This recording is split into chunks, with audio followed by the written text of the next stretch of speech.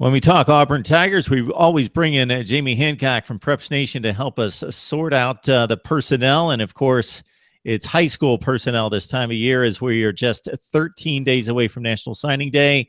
Auburn looks to have a pretty decent class, number 8 in the nation according to 24/7 Sports with 20 commits at this point, 1 5-star, 9 4-stars, and 10 3-stars at this point, with a whole lot to be decided before we get to that magical Wednesday. Jamie.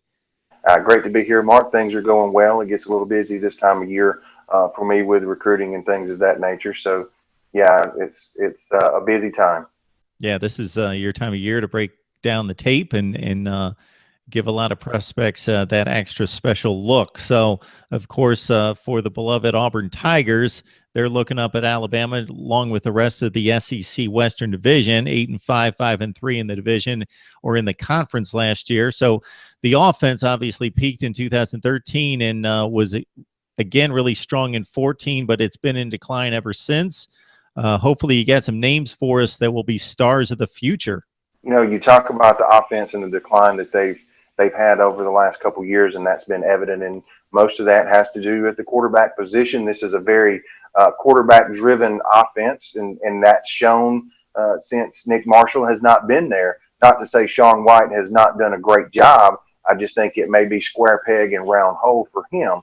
You look at what Auburn's been able to do so far in the recruiting process. They should be done at quarterback unless something strange happens. Jarrett Stedham is already on campus and will be probably a favorite going into the spring to come out as the starting quarterback this coming fall. But they've also taken a commitment from a young man that had been committed to Virginia Tech for quite some time, and that young man was Malik Willis.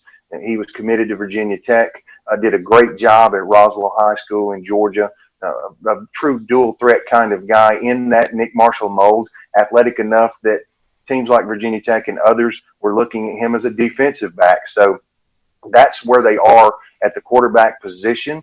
Running back position, they're also done from that standpoint unless something happens. When you look at Devan Barrett, Arlett Williams, and Octavius Matthews, that group will fill in the running back needs. Matthews may move to another position depending on how the rest of the class goes. Same thing for Williams. So you look where Auburn's trying to go in the backfield, they're going to take an H-back. Right now that looks like Chase Lassiter out of Florida, the former Michigan commit. However, there's another guy in play here in the state of Alabama by the name of Thomas Johnston.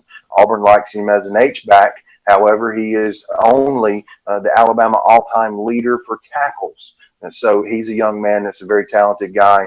Most programs are looking at him as an inside linebacker, but Auburn has signed several guys at that position. A couple are already in school, so they think that may squeeze Johnston out of the linebacker situation. But Auburn likes him as an H-back, but I do think there may be a position for Johnston no matter what, simply because at the end of a class, you start looking at guys that may have some versatility to them. If they like him as an H-back but think he could play linebacker, he's a guy that could pull a slot no matter if Lassiter comes or not. One of the big problems they've had in this recruiting cycle has been the wide receiver position. They've got one commitment at wide receiver, and they've tried to nab several others, and that hasn't worked out. One of the big names, I guess, left for them would be Henry Ruggs. He's considered to be a heavy Alabama lean, so you just never know. That position is pretty much a wide open spot for Auburn at this point. Fortunately, they signed a very strong wide receiver class last year, so maybe they've got enough depth to sustain a short class at that position. You flip to the offensive line, Calvin Ashley is at the head of the class. If he signs, and all indications say he will. Austin Troxell, another big offensive tackle, is a guy that they nabbed out of Madison Academy that everybody was after. And Nick Bromus is a guy out of Florida who was a late riser that committed to Auburn, probably to play center or guard. So they're possibly looking at taking one more player there, but I don't think that it's a big deal one way or the other if they don't nab another offensive lineman. Devan Barrett, Octavius Matthews, and Alaric Williams, as you mentioned, Jamie, all pretty solid prospects at the running back position. We don't know what Williams is going to, or Matthews rather, is going to wind up as the #1 rated athlete, according to a number of services across the country. He's the 11th rated player in the state of Alabama.